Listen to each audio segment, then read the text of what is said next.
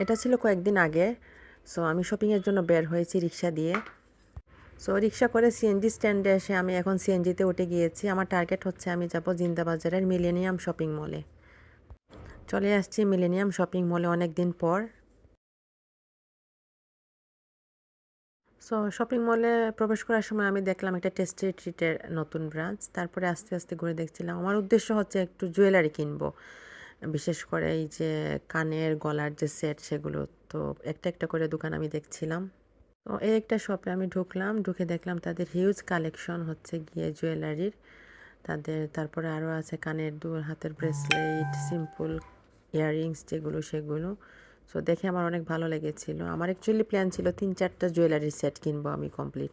So confused হয়ে গিয়েছিলাম কোনটা রেখে কোনটা কিনবো। এটা আরেকটা দোকান। সো এখানেও তাদের কালেকশন হিউজ ছিল।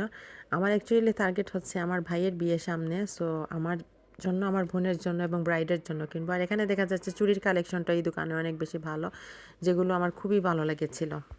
ফাইনালি আমি গেলাম এঞ্জেল গ্যালারি নামে একটা শপিং মল। এখানের ক্লাসগুলো দেখে তো আমি ওভারওয়েলমড হয়ে গিয়েছিলাম। তারপরে তাদের চুড়ির কালেকশনগুলো অনেক ভালো ছিল, যেগুলো ছিল স্টোন বসানো চুড়ি।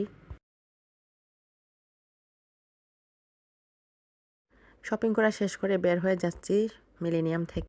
এতক্ষণ যারা আমার ভিডিওটি দেখেছেন তাদেরকে অসংখ্য ধন্যবাদ। আর নতুন নতুন ভিডিও দেখতে চাইলে অবশ্যই আমার চ্যানেলটিতে সাবস্ক্রাইব করে আমাকে সাপোর্ট করবেন, আর লাইক, কমেন্টস এবং শেয়ার করবেন।